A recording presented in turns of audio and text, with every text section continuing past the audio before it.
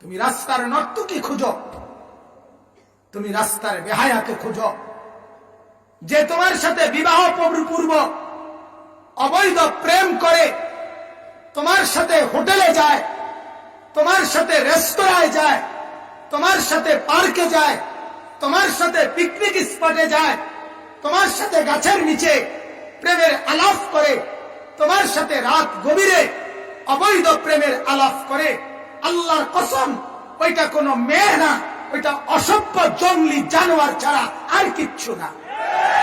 এটা আফ্রিকার জঙ্গলের কোন প্রাণী হইতে পারে, কোন মানুষ হইতে পারে না।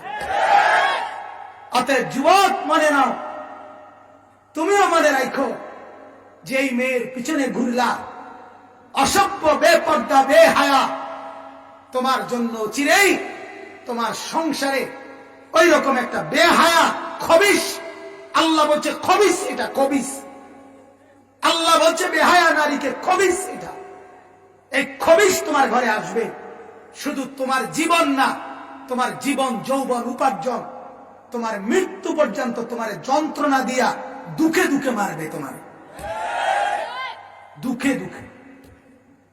অসভ্য নারী সুখ দেয় না, বেহায়া নারী সুখ দেয় না, বেপর্দা নারী সুখ দেয় না, যন্ত্রণা দেয়, যন্ত্রণা যন্ত্রণা। রঙের গুড্ডি উড়াইও না, রঙের গুড্ডি উড়াইও না। হ্যাঁ, অতএব মহিলা মাদ্রাসা আল্লাহ তাআলার নেক বান্দি তৈরি করে, বলেন আলহামদুলিল্লাহ। এমন নারী তৈরি করে যে নারীর কথা আল্লাহ নবী হাদিসে বলছেন। গুনাহকে এত লম্বা করে না। মুসলমানের ছেলে বাপ কতদিন হয় ফজরের নামাজ পড়ো না? বলো তো ভাইয়া, আল্লাহকে সাক্ষী রেখে তোমার চোখ নিচের দিকে নামাইয়া বাপ, তুমি তোমারে বলো, তুমি তোমার বিবেককে বলো না বাপ, আজ কতদিন তুমি মুসলমানের বাচ্চা না? তোমার বাপ মুসলমান, তোমার মা মুসলমান, তোমারে তো মরলে মুসলমানের গোরস্থানে দাফন করবে। তোমার কানে জন্মের পরে আজান দিছিল, নর্তকীর নাচ না। তুমি কতদিন হয় ফজরের নামাজ পড়ো না? কত লক্ষ মুসলমান আছে যে জীবনে বলতেও পারে না যে ফজরের ওয়াক্ত হয় কখন। আছে না এমন ডাকাত? একজন দুইজন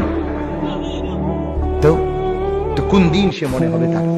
এক মহিলা কতদিন পরে বুঝবে 20 বছর বেপর্দা, কতদিন পরে বুঝবে ওই মা যে এটা গুনাহ?